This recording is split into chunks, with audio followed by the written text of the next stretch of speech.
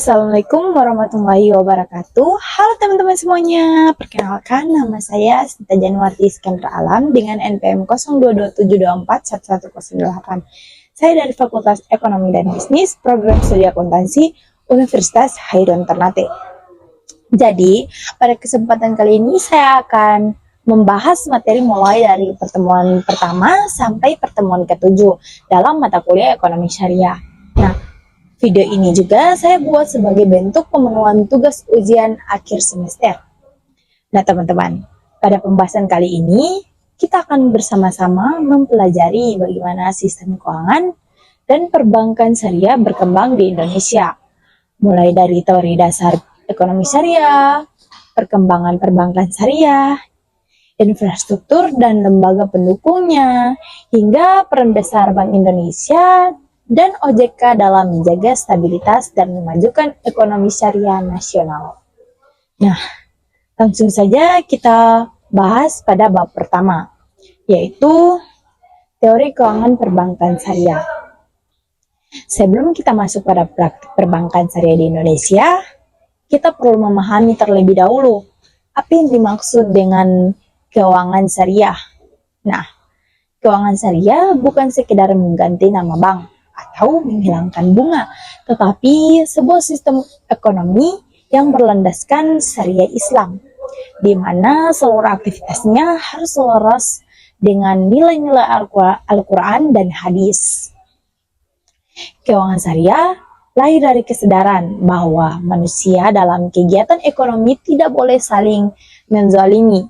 Karena itu, Islam melarang unsur-unsur yang merugikan seperti riba, gharar, dan maisir. Nah, ketiga ini menjadi fondasi penting mengapa sistem syariah berbeda dari pendekatan konvensional.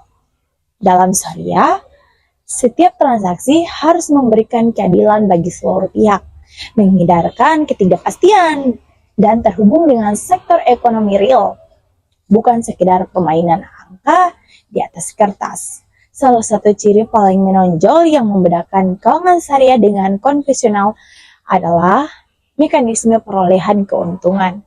Nah, dalam perbankan konvensional, keuntungan dihasilkan dari bunga yang dipatok tanpa mempertimbangkan hasil usaha. Sedangkan dalam sistem syariah, keuntungan diperoleh dari investasi dan partisipasi dalam risiko. Jika hasil usaha baik, semua pihak merasakan manfaat. Jika usaha menurun, risiko juga ditanggung bersama. Nah, dengan prinsip ini, syariah menekankan nilai kebersamaan, transparansi, dan akuntabilitas yang lebih manusiawi dalam menjalankan ekonomi.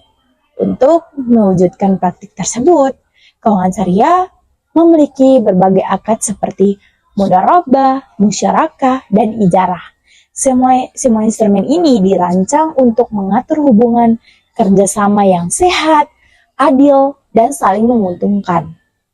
Akad-akad tersebut menjadi jembatan antara nilai keagamaan dan praktik ekonomi sehari-hari, sehingga umat bisa beraktivitas secara finansial tanpa harus melanggar prinsip Islam.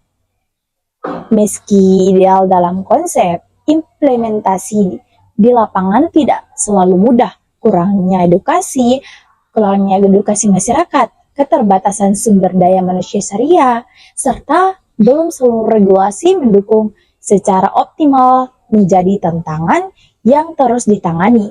Namun, dengan fondasi teori yang kuat, sistem syariah tetap berdiri sebagai alternatif keuangan yang lebih etis dan berkelanjutan dalam membangun perekonomian umat. Nah, kita lanjut ke bab kedua, yaitu praktik perbankan syariah di Indonesia. Jika teori memberikan arah, maka praktiklah yang menunjukkan seberapa jauh sudah berjalan. Di Indonesia, perbankan syariah mulai hadir sejak tahun 1992, menandai awal langkah besar menuju sistem ekonomi yang lebih halal dan sesuai nilai masyarakat mayoritas muslim.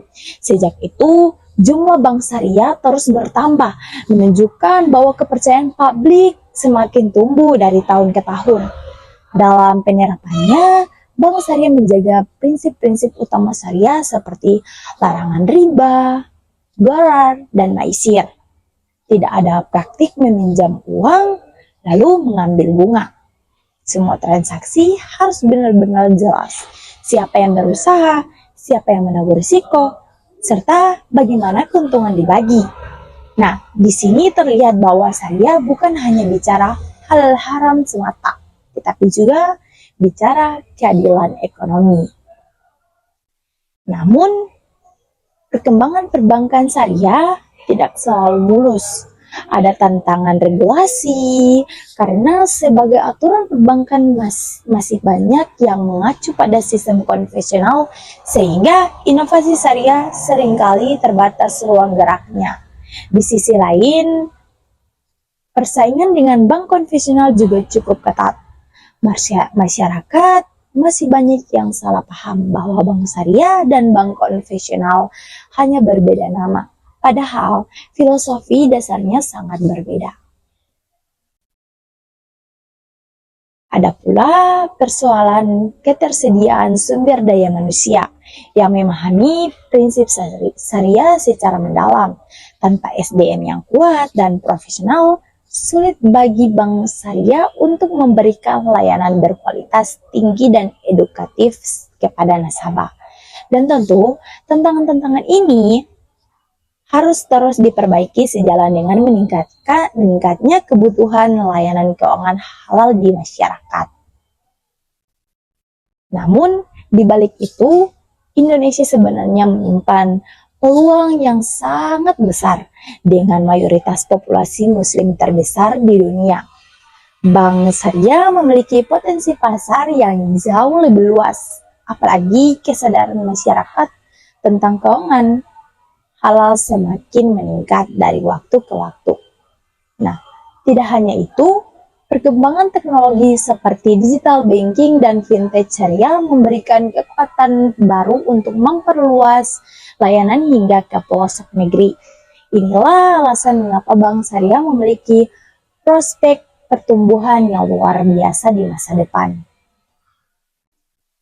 Dengan pondasi teori yang kuat dan praktik yang terus berkembang, perjalanan perbankan syariah di Indonesia telah menunjukkan bahwa sistem ini bukan hanya mungkin, tetapi juga penting dan dibutuhkan untuk menciptakan ekonomi yang lebih berkeadilan dan menyejahterakan masyarakat luas.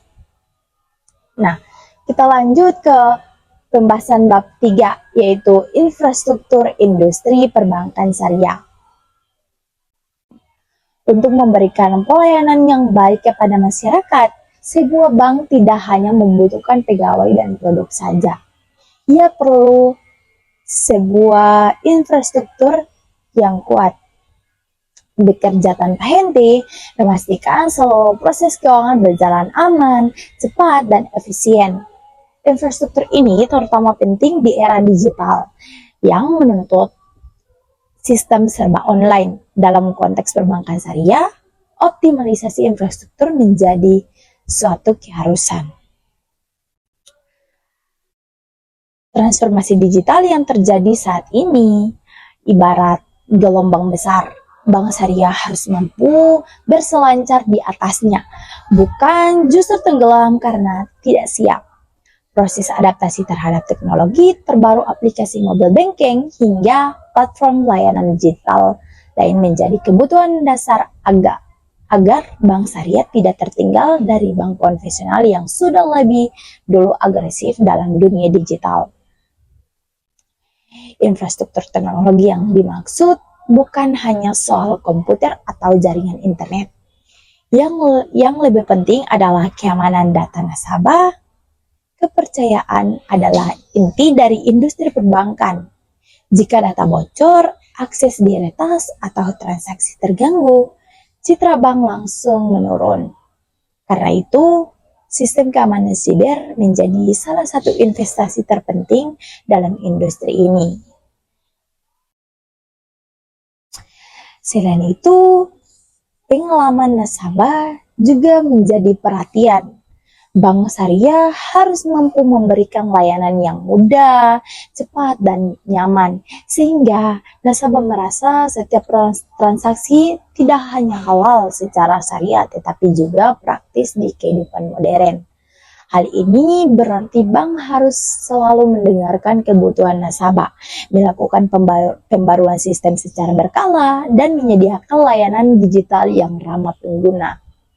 Namun, dalam proses pengembangan infrastruktur, tentu ada tantangan. Biaya investasi, teknologi yang besar dapat menjadi hambatan bagi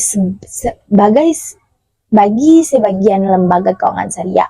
Adaptasi teknologi pun tidak dapat dilakukan secara instan, melibatkan pelatihan pegawai, standarisasi sistem syariah, serta kebutuhan penyesuaian terhadap regulasi pemerintah. Dan persaingan dengan umum konvensional tetap menjadi tekanan tersendiri. Karena itu, strategi jangka panjang harus disiapkan secara matang. Dengan semua tantangan tersebut, penguatan infrastruktur adalah kunci keberhasilan industri perbankan syariah dalam menghadapi masa depan yang semakin digital. Infrastruktur menjadi fondasi agar layanan syariah dapat menjangkau seluruh penjuru negeri dan tetap kompetitif dalam industri perbankan nasional. Nah, kita lanjut ke pembahasan bab 4, yaitu peran lembaga dan industri pendukung. Perbankan syariah membutuhkan dukungan dari banyak pihak. Tidak ada satupun bank yang dapat berkembang sendirian. Perkembangan yang terjadi saat ini tidak terlepas dari peran sebagai lembaga pendukung yang bekerja di balik layar, baik dalam ranah regulasi, edukasi, maupun promosi produk syariah kepada masyarakat. Lembaga pendidikan dan pelatih memiliki peran besar dan mencetak sumber daya manusia yang benar-benar memahami prinsip keuangan syariah. SDM yang cakap syariah dan teknologi akan menentukan kualitas layanan yang diberikan bank kepada publik. Nah, edukasi juga penting bagi masyarakat agar mereka tidak salah memahami konsep bank syariah sebagai sekadar bank konvensional yang diganti labelnya. Selain itu, lembaga keuangan syariah juga didorong untuk berinovasi menciptakan produk yang sesuai dengan kebutuhan zaman. Inovasi menjadi jantung dari keberlangsungan industri. Tanpa inovasi, bank syariah akan terlihat kaku, tidak fleksibel, dan tidak mampu menarik generasi muda sebagai nasabah. Tidak kalah pentingnya adalah kerjasama internasional. Dunia sudah mengakui ekonomi syariah sebagai salah satu sektor yang cepat berkembang. Pertukaran pengetahuan dengan negara-negara lain yang lebih maju dalam industri syariah. Nah, industri syariah juga mampu memperkaya praktik yang dilakukan di Indonesia. Kerjasama ini membuka peluang untuk memperluas jaringan, menarik investasi global, dan meningkatkan daya saing. Nah, meski begitu, berbagai tantangan masih ada, terutama pemahaman masyarakat tentang perbankan syariah yang belum merata serta persaingan dengan sistem konvensional yang sudah lebih dulu dikenal luas. Karena itu, lembaga pendukung harus bergerak bersama dalam satu visi untuk menjadikan bank syariah semakin dekat dengan masyarakat.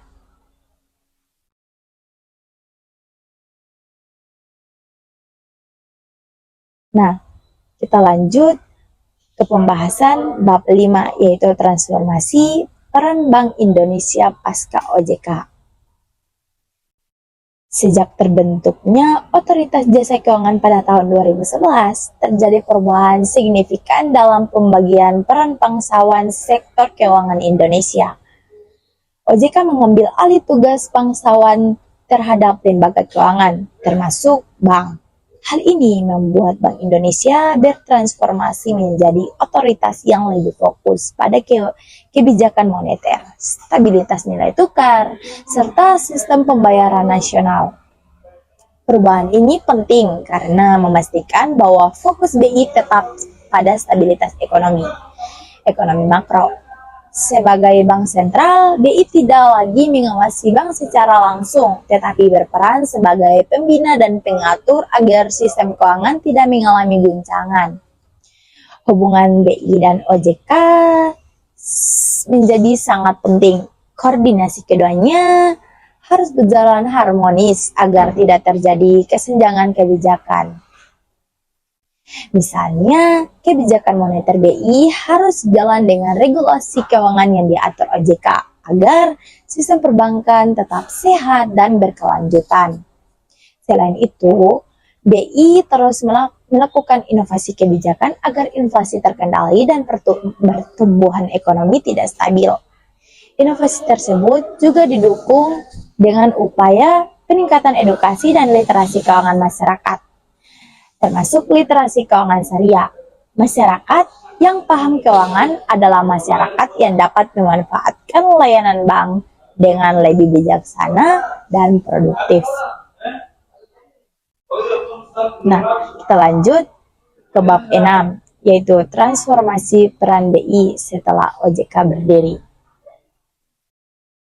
Nah, sebelum OJK berdiri, pengawasan industri keuangan di Indonesia masih terpecah-pecah. Bank Indonesia mengawasi perbankan, Kementerian Keuangan mengawasi asuransi dan pembiayaan. Sementara Bapepam mengawasi pasar modal.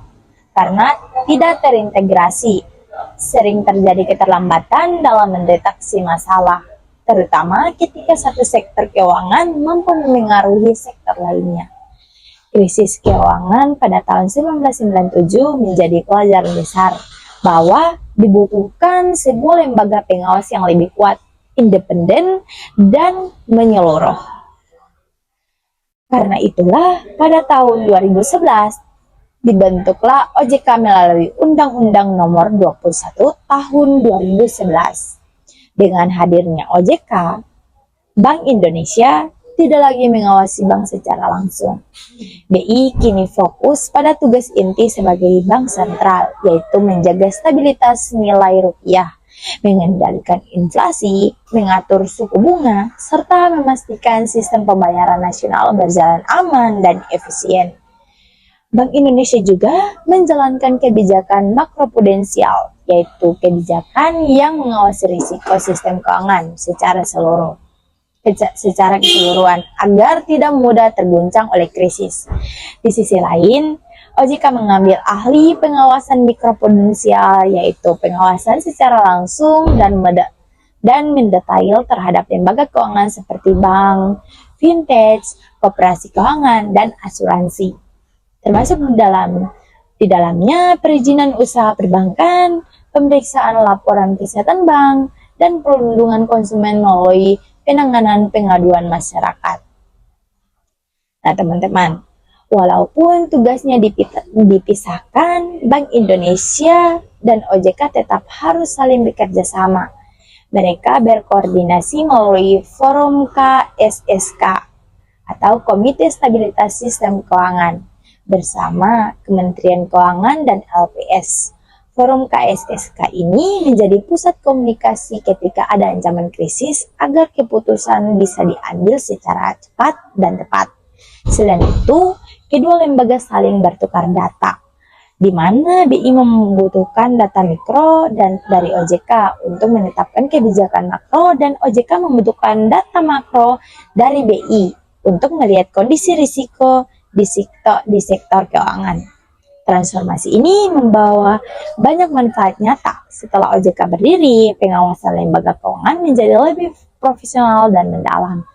Bank Indonesia dapat berkonsentrasi sepenuhnya pada stabilitas moneter dan pengembangan sistem pembayaran modern seperti QRIS dan BIFS. Risiko sistematik ini bisa lebih cepat terdeteksi karena kedua lembaga bekerja dalam mekanisme terintegrasi.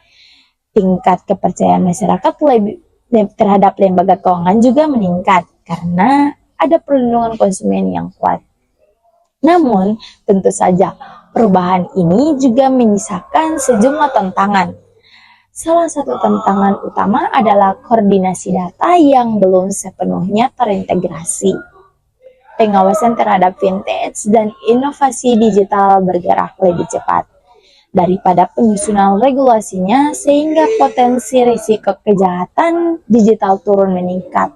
Selain itu, masalah lintas sektor seperti gangguan pada asuransi besar atau pasar modal masih dapat memberikan dampak besar terhadap perbankan. Sehingga koordinasi antar lembaga harus semakin diperkuat. Jadi teman-teman, jika kita melihat ke depan, transformasi menjadi fondasi penting menuju masa depan. Sistem keuangan Indonesia yang lebih digital, lebih inklusif, dan lebih stabil. Dengan peran BI yang fokus pada stabilitas makro dan inovasi pembayaran digital, serta peran OJK yang mengawasi kesehatan lembaga keuangan secara detail, Indonesia kini memiliki sistem pengawasan keuangan yang lebih modern dan tangguh.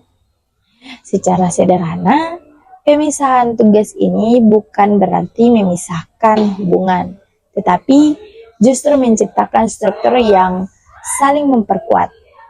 Bank Indonesia menjaga keseluruhan sistem agar tetap stabil, sementara memastikan setiap lembaga di dalamnya berada dalam kondisi sehat dan aman bagi masyarakat.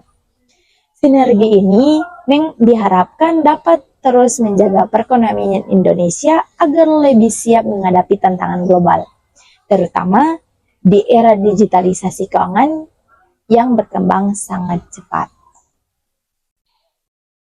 Nah, kita masuk pada pembahasan bab ke-7, yaitu peran strategis Bank Indonesia dalam ekosistem keuangan. Ketika kita berbicara tentang perkembangan perbankan syariah di Indonesia, kita tidak bisa melepaskan peran besar dari Bank Indonesia sebagai motor penggerak perkembangan ekonomi dan keuangan syariah nasional. Bank Indonesia tidak lagi hanya menjalankan fungsi klasik sebagai bank sentral yang menjaga inflasi dari nilai tukar rupiah, tapi juga menjadi arsitek utama dalam membangun ekosistem syariah modern di Indonesia. Dengan mayoritas penduduk Indonesia beragama Islam, BI melihat peluang besar bahwa ekonomi syariah bukan hanya sebagai alternatif, tapi arus utama perekonomian masa depan. Yang pertama, ada Bank Indonesia sebagai otoritas moneter syariah. Nah teman-teman, karena bank syariah tidak boleh bertransaksi dengan bunga, maka BI menyediakan berbagai instrumen moneter halal agar bank syariah tetap bisa mengelola likuiditasnya. Contohnya, yang pertama ada Sukuk Bank Indonesia, investasi halal bagi bank syariah. Yang kedua, pasar uang syariah antar bank, saling meminjam antar bank dengan akad syariah. Yang ketiga, instrumen likuiditas syariah jangka pendek penolong bank saat butuh dana cepat. Tujuan utama semua instrumen ini adalah menjaga kestabilan keuangan syariah, memastikan bank syariah tetap sehat, likuid, dan kompetitif. Tanpa instrumen ini, bank syariah akan sangat sulit berkembang. Yang kedua, ada Bank Indonesia sebagai pengendali sistem pembayaran syariah. Jadi teman-teman, dunia digital sekarang sangat cepat berkembang. Karena itu, BI melakukan revolusi besar dalam sistem pembayaran halal. BI mengembangkan QRIS syariah, yaitu pembayaran halal untuk UMKM, pesantren, zakat, dan wakaf. Yang kedua, digitalisasi ZWAF, itu supaya zakat dan wakaf dikelola lebih transparan dan aman. Yang ketiga, roadmap pembayaran syariah mendukung e-commerce halal dan inklusi digital. Nah, dengan pembayaran syariah berbasis teknologi ini, transaksi umat semakin mudah, ekonomi halal makin terhubung, UMKM halal makin berkembang, ekonomi syariah tidak lagi tertinggal di era digital. Nah, poin ketiga ada Bank Indonesia sebagai penggerak ekonomi halal nasional. Nah, BI sadar bahwa bank syariah hanya bisa tumbuh jika sektor real syariah berkembang. Karena itu, BI memperkuat halal value chain di berbagai sektor. Rantai ekonomi halal meliputi pertanian dan peternakan halal, industri makanan dan minuman halal, fashion muslim, wisata halal, kosmetik halal, farmasi halal, logistik halal. Nah, di sini Bank Syariah masuk sebagai penyedia pembiayaan sehingga semua sektor tumbuh bersama. Selain itu, BI juga memiliki program pesantrenpreneur, itu atau pesantren bukan hanya tempat ibadah, tapi pusat ekonomi umat. Yang kedua, penguatan UMKM halal. Itu pembiayaan syariah untuk usaha kecil menengah. Hasilnya, perbankan syariah jadi dekat dengan masyarakat. Akar rumput. Poin keempat yaitu Bank Indonesia sebagai pendorong literasi dan edukasi syariah. Jadi, kebijakan yang hebat tidak akan efektif kalau masyarakat tidak paham. Itulah mengapa BI sangat aktif melakukan edukasi ekonomi syariah. BI menyelenggarakan ISF, Indonesia Syariah Economic Festival, FESYR atau Festival Ekonomi Syariah, seminar dan pelatihan nasional, publikasi buku dan riset syariah, edukasi langsung ke masyarakat dan mahasiswa. Tujuannya meningkatkan literasi keuangan, memperbaiki resepsi publik, menguatkan kepercayaan masyarakat. Ketika masyarakat paham, maka mereka memilih produk syariah dengan yakin. Poin kelima ada peran Bank Indonesia dalam transformasi digital syariah nasional. Nah, BI sedang menyiapkan masa depan sistem keuangan syariah digital. Tahu open banking syariah, mobile banking syariah lebih canggih, kolaborasi fintech syariah, dan syariah. Rupiah digital atau CBDC untuk transaksi halal masa depan. Jadi bayangkan teman-teman, di masa depan semua aktivitas ekonomi halal bisa dilakukan secara online, dari zakat, investasi halal, sampai ekspor produk halal. Nah, kita masuk ke poin 6 yaitu dampak strategis peran BI terhadap perbankan syariah. Dari seluruh upaya ini, hasilnya adalah perbankan syariah makin kompetitif, produk syariah semakin beragam dan inovatif. Ekosistem halal nasional semakin luas. Masyarakat makin percaya dan beralih ke layanan syariah. Indonesia semakin dekat menjadi pusat ekonomi syariah dunia. Nah, langsung saja kita masuk ke kesimpulan teman-teman. Jadi teman-teman, setelah kita belajar dari awal sampai bab akhir, kita bisa melihat bahwa perkembangan perbankan syariah di Indonesia merupakan perjalanan panjang yang bertahap namun sangat terarah. Semua mulai dari prinsip ekonomi Islam yang mengutamakan keadilan, kejujuran, dan larangan riba. Prinsip ini kemudian diwujudkan dalam bentuk sistem keuangan syariah yang bukan hanya memikirkan keuntungan, tetapi juga kemaslahatan umat.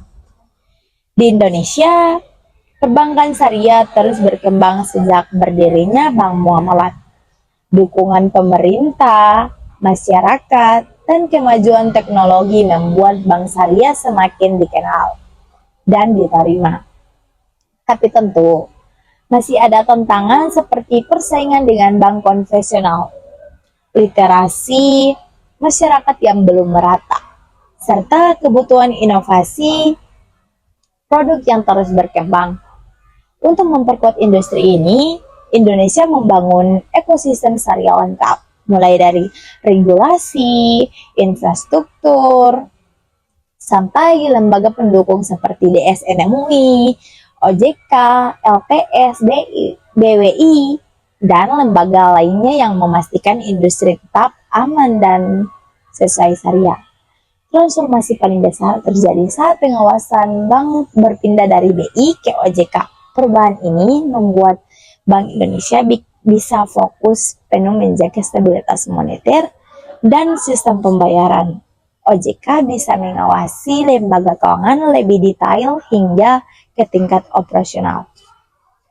Selain itu, Bank Indonesia justru memegang peran jauh lebih strategis dalam mendorong ekonomi syariah, seperti menciptakan instrumen moneter syariah, digitalisasi pembayaran syariah, mengembangkan UMKM halal dan ekonomi pesantren, memperluas pasar keuangan syariah, serta meningkatkan literasi masyarakat. Jadi teman-teman, dari semua perjalanan itu, satu hal besar bisa kita simpulkan. Perbankan syariah bukan lagi pelengkap, tetapi sudah menjadi bagian penting dari pembangunan ekonomi Indonesia. Dan dengan dukungan lembaga yang kuat serta inovasi digital yang berkelanjutan, Indonesia memiliki peluang yang sangat besar untuk menjadi pusat ekonomi dan keuangan syariah terdepan di dunia. Teman-teman, itulah pembahasan dari saya mengenai materi ekonomi syariah dari pertemuan pertama sampai pertemuan ke-7. Semoga penjelasan yang telah saya sampaikan dapat bermanfaat dan menambah pemahaman kita tentang bagaimana sistem keuangan dan perbankan syariah berkembang di Indonesia.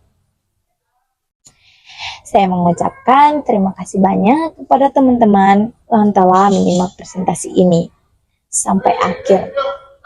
Saya juga menyadari bahwa penyampaian saya masih jauh dari sempurna. Oleh karena itu, saya sangat terbuka terhadap kritik dan saran untuk perbaikan di masa mendatang. Akhir kata, mari kita terus mendukung perkembangan ekonomi dan perbankan syariah sebagai salah satu pilar penting dalam mewujudkan sistem ekonomi yang lebih adil dan menyejahterakan umat. Terima kasih atas perhatian teman-teman semua. Wassalamualaikum warahmatullahi wabarakatuh.